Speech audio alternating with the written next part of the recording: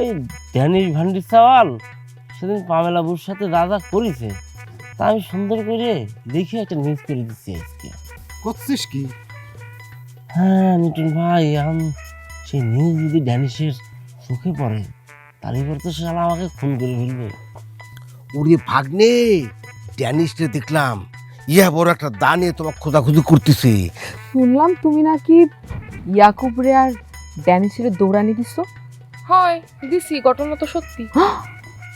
তোমার তো সত্যি সাহস আছে। ওই যে জলসা বাবির লাগে যে কথাবার্তা কইবেন, এই মেসেজ বা এই ভিডিও কল এটা যদি ডিলিট না করেন তাহলে কিন্তু কেস খাইয়ে দিবেন। আরে সেটা তোমার কওয়া লাগবে না, এ ব্যাপারে আমি কলাম তোমার চেয়ে বেশি জানি। ও, এই ব্যাপারে আপনি জানেন জামাই বাবু? তাহলে তো জলসা বাবির লাগে ভিডিও কলে কথা কওয়ার বুদ্ধিটা মোর দেওয়া ঠিক হয় না। ওরে পাগল, এই ব্যাপারে তুমি যেটা ভাবতে চাও সেরাম কিছু হওয়ার সম্ভাবনা নাই রে। এত সহজে আমি হার মানে নেওয়ার পাত্র না। ওই শালা নিউটন রে আমি কোনোদিনও ছাড় দেব না। এ আরিস মামা, তুমি মাথার মধ্যে জল দিতেছো কৃপেনে? আর কই না ভাগ্নি, মাথাটা খালি চক্কর দিচ্ছে, তাই এই পানি দিয়ে দিয়ে মাথাটাকে একটু ঠান্ডা রাখার চেষ্টা করতেছি। হঠাৎ করে তোমার মাথায় চক্কর দিছে? ভাগ্নে, আতিয়ার জন্য আমি এমন এক পরিস্থিতির মধ্যে পড়ে গেছি ভাগ্নে, মাথাটা অল টাইম খালি চক্কর দিচ্ছে, গরম গরম অনুভূত হচ্ছে। তাই ওই চান্দির মধ্যে ইরাম পানি বসে বসে চান্দিটা ঠান্ডা রাখার চেষ্টা করতেছি। এই আরিস মামা শোনো, ওই তোমার শরীরটা একটু দুর্বল বুঝছো, এর লেগেই তোমার এই মাথা চক্কর দেয়। তুমি একটা কাম করো, ওই সালসা খাইয়ে দেখতে পারো, আমার বিশ্বাস তোমার এই শরীর দুর্বল ঠিক হয়ে যাবে। এই বাদলেই, তুমি কিন্তু ভাও কথা করছো। তো কলাম না টেনশনে আরামটা হচ্ছে, সালসা খায় কোনোদিন কারো টেনশন দূর হয়েছে শুনেছে? ওরে মামা, তোমার দুঃখটা আর কেউ না বুঝুক, আমি কিন্তু বুঝি। হ্যাঁ, তোমার এই ভাগ্নে কিন্তু বুঝে, কারণ তোমার আর আমার সেম কন্ডিশন মামা। আমারও মাঝে মধ্যে হঠাৎ করে মাথা চক্কর দেয়। পার্থক্য শুধু তুমি মাথায় পানি দাও আর আমার মাথায় পানি দেওয়া লাগে না। কি কব, হাজদামো করতে আসিস তাই নি? হ্যাঁ, আমার মতো শাখা কোনোদিন খাওনি তো বাদল, তাই বাস্তবতাটা বুঝতে পারতেছ না। এই তোমাদের সাথে কথা কয়ে কয়ে আমি আর মিজাজ খারাপ করবো না, যাই চলি। আরিস মামা, তোমার লগে তো কথাই কইতে পারলাম না, তুমি যাইতেছো কে? এই ছেলে, তোমাকে আমি কলাম না মিজাজটা আমি কন্ট্রোলে রাখতে চাচ্ছি, এই জন্যই তো মাথার মধ্যে খালি পানি দিচ্ছি। শালার পানি হচ্ছে শেষ হয়ে গেল রে, কি যে আমি করবো রে। আরিস মামা, হ্যাঁ লোকটা পাগল হয়ে গেল নাকি? পাগল না, এই উপায় আছে? কিসব কাম রালয়া মাহারে ওরে সাপুরিয়া রে। ওরে মা গো মা, এ আমি কারে দেখতেছি? আমাকে শিবনি সাহেব বলে মনে হচ্ছে। কি অবস্থা?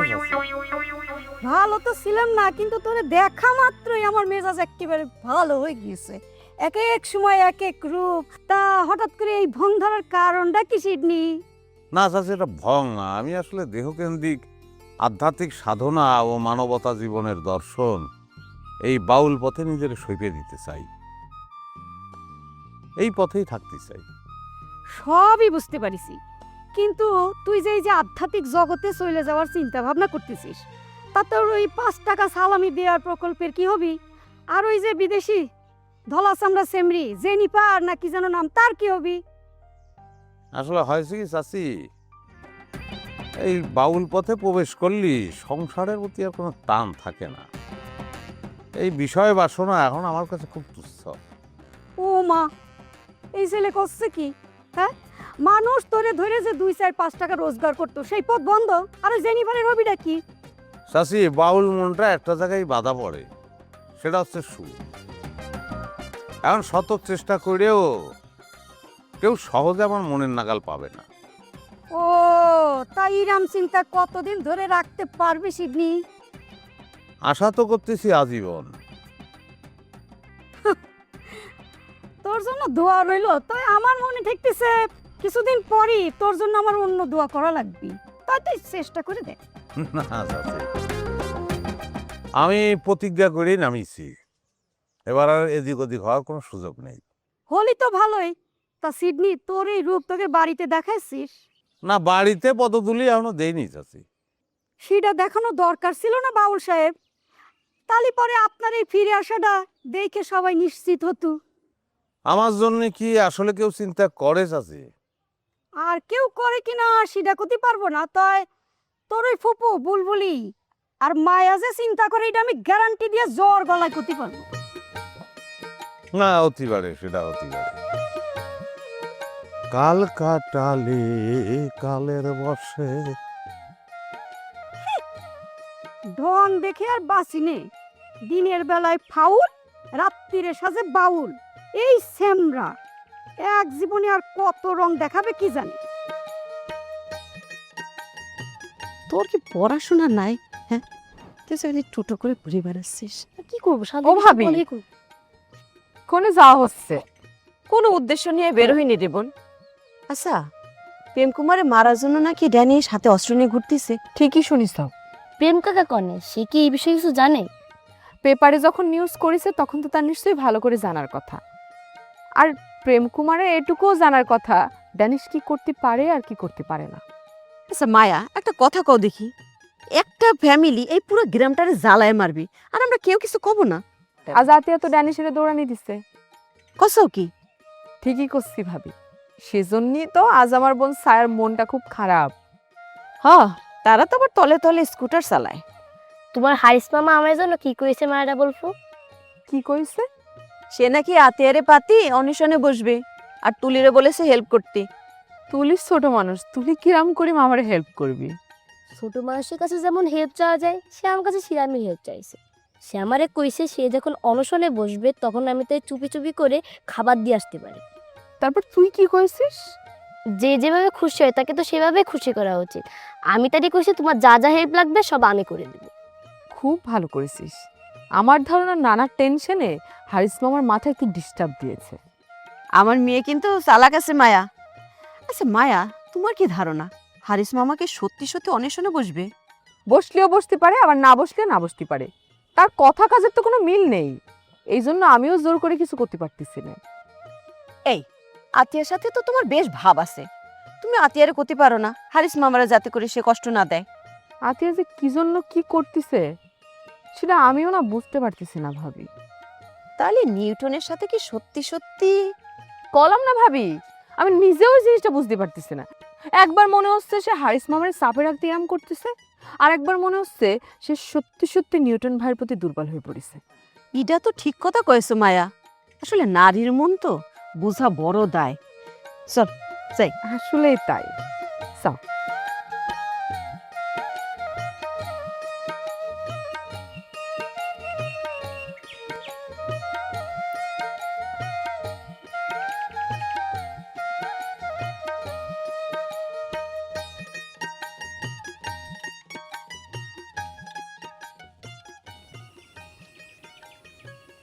এ ছায়া, তুই এখানে?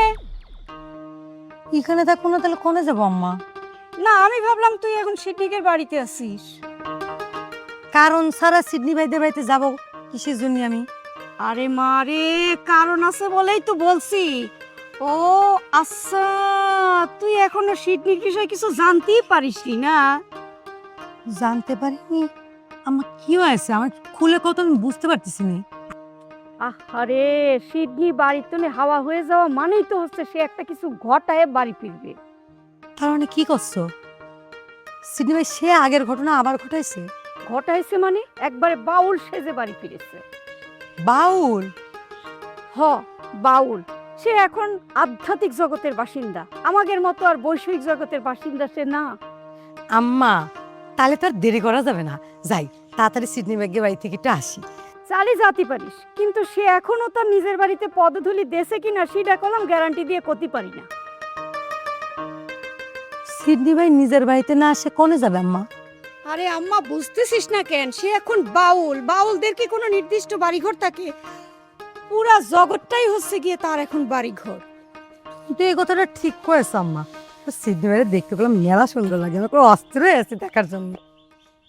মানে এই খাড়া খাড়া খাড়া রে বাবা খাড়া। কি হচ্ছে চাচি, ডাকো কেন? এই সিডনি কি তোমার বাড়ি গেছে? মাইজে ভাইজান জানি না তো। কে মাইজে ভাইজানকে গ্রামে ফিরেছে? শুনিছো কথা আম্মা? আরে ফিরেছে মানে কি, একেবারে বাউল সাজি ফিরেছে।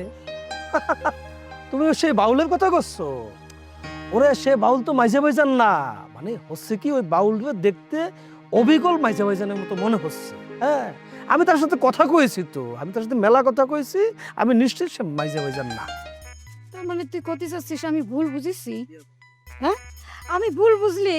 এই তুই কথা কয়েছিস, আমি তার সাথে কথা কইনি। তার সঙ্গে আমার জেনিফারে নিয়ে পর্যন্ত আলাপ আলোচনা হয়েছে। কি করছো? না আমা কইলাম ঠিক কথাই করছে। আম্মা সিডনি ভাইকে চিনবে না সেটা কি হতে পারে কও? শাশির চিনতে ভুল হয়নি তো, আমি তার আপন মায়ের পেটের আপন ভাই, আমার চিনতে ভুল হবি? ভুল হবে না, ভুল তো করা হয়েই গিয়েছে। সেটা হচ্ছে ওর নতুন রূপ।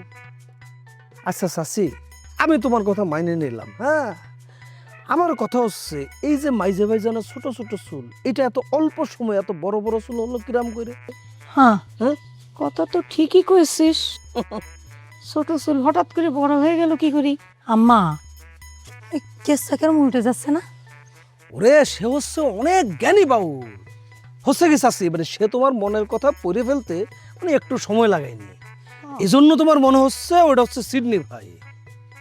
হয়েছে কি জানো শাশি, এটাই হচ্ছে আসল সায়েন্স, যেটা কোনো বিজ্ঞানীও ধরতে পারেনি। বুঝতে পারছি। ধীরে চিন্তি আমার ভুল হবে। আম্মা তুমি সিডনি বাইরে চেনবা আর লেমন ভাই সিডনি বাইরে চেনবে না, এটা কি হতে পারে? নিজের ভাই না? গুনগুন গুন গান গাহিয়া নীল ভ্রমরা যায়, গুনগুন গুন গান গাহিয়া নীল ভ্রমরা যায়, গুনগুন গুন গান গাহিয়া। কি কিছু কবা? নন্দদা, তোমরা আমাকে এমন ভাবে অপমান করতে পারলা? হ্যাঁ, আচ্ছা আর কেউ না জানো, তুমি তো জানো যে আমি কিরাম। আমি কিন্তু মেলা কষ্ট পাইছি এইভাবে অপমান করার। আরে জলসা ভাবি, আমরা তোমাকে অপমান করেছি? কিরাম করে অপমান করলাম? বুঝতে চাও না? কিছু বুঝতে চাও না? কি? তোমার অপমান করে পোষায় নাই, তোমার শালাক পাঠাইছে আমাকে অপমান করতে। আমার শালাক পাঠাইছি তোমাকে অপমান করতি? কই না তো। তাহলে পরে কি আমি তোমাকে মিথ্যা কথা কইছি? হ্যাঁ, তোমার শালা সেদিন আমার বাড়ির পর গিয়ে আমাকে কয়েছে আমি যেন তোমার দোকানে না যাই। ও না, মানে হয়েছে কি ভাবি, ওই প্রতিমা আমার সাথে ইরাম বাজে ঝামেলা বাঁধাচ্ছে, যে কারণে আমার শালা নিজের তোমাকে সব কথা কইছে, আমি ওকে পাঠাইনি।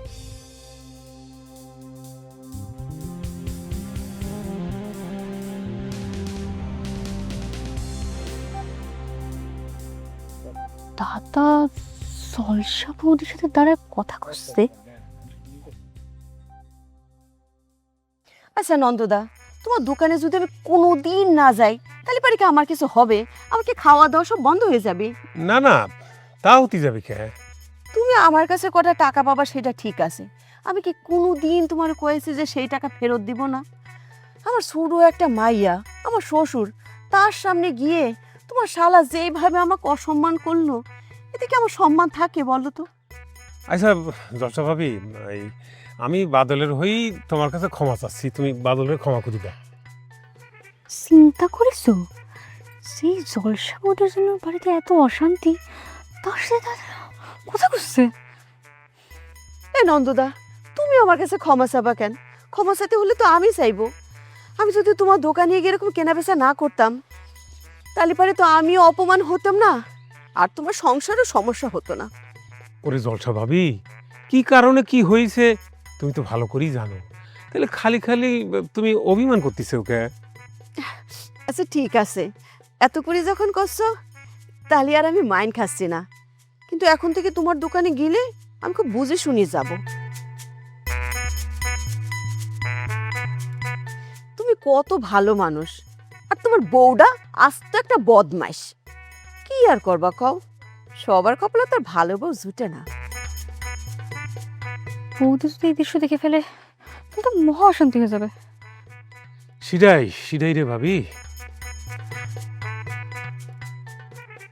দারোগা,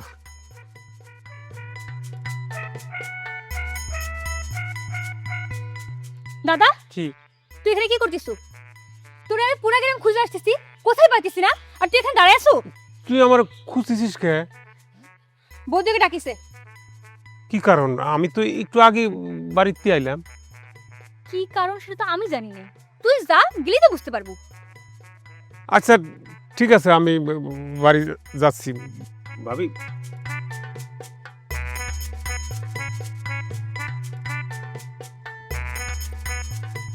হয়েছে কি জলসা ভাবি, আমার দাদা আমার বৌদির উপর যেমন রাগ করে তেমন ভালোবাসে।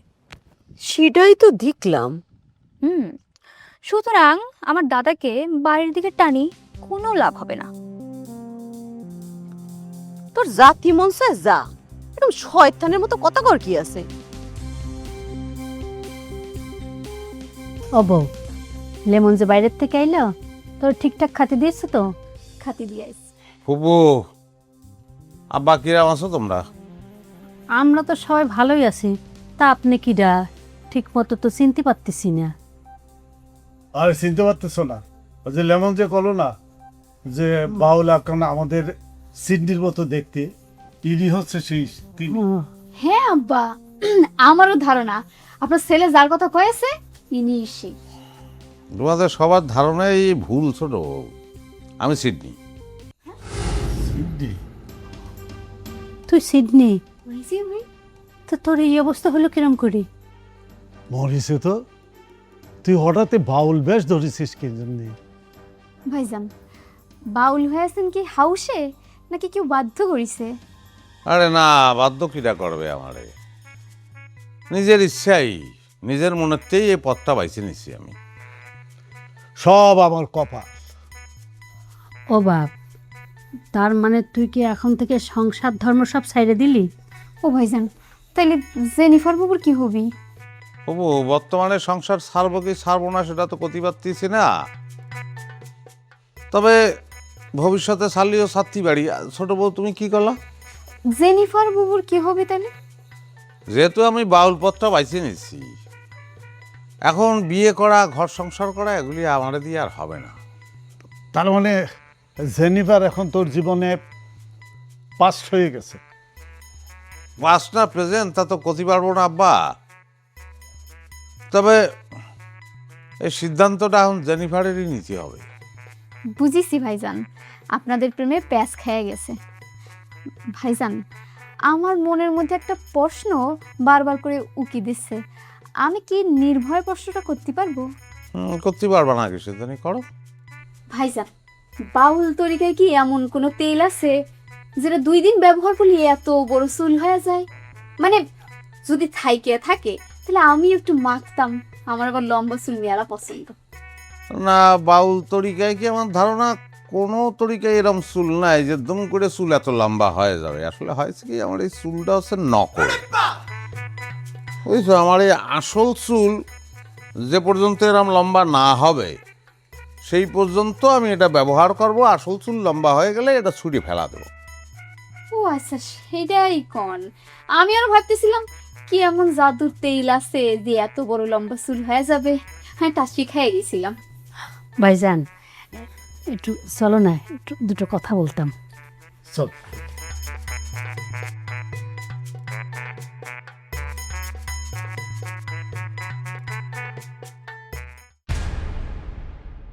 তুমি জানো না ওই সিডনি ভাই বাড়ি ফিরছে?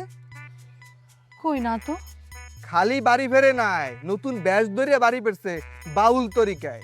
আমার আব্বার 3-3টা ছেলে, বংশের বাতি তো দেয়াই লাগবে। মইও এর লেগে কইতে আসি, বয়স তোর কম হয় নাই, তাড়াতাড়ি নিহার কাজটা সাইগেলাম। আব্বা, ওই বাউল সিডনি যে বাউল সাথে ফিরে আসিছে, এই খবরটা তো শুনিছাও না? এরকম একটা হট নিউজ না শুনে উপায় আছে, কারেন্টের মতো কানে চলে আইছে। কাউরে কিছু জানানোরই প্রয়োজন মনে করলো না। কাউরে জানাতে গেলে তো আর আমি বাউল হতে পারতাম না রে, সবাই বাধা হয়ে দাঁড়াতো না। সারা জীবন তুমি শুধু নিজের কথাই চিন্তা করলা, অন্য কারোর কথা ভাবার প্রয়োজনই মনে করলা না। যার ভেতরে ডুবে থাকি সে হইয়া যায় উড়াল পাখি, ব্যাকুল হইয়া চাইয়া থাকি কি ভুলের মাসুল। ওরে যার ভেতরে ডুবে থাকি সে হইয়া যায় উড়াল পাখি, ব্যাকুল হইয়া চাইয়া থাকি কি ভুলের মাসুল। কোন কারণে হইলাম সবাই রঙ্গিলা পুতুল, কোন কারণে হইলাম সবাই রঙ্গিলা পুতুল। কাদা মাটির পুতুল সাদা মাটা জীবন।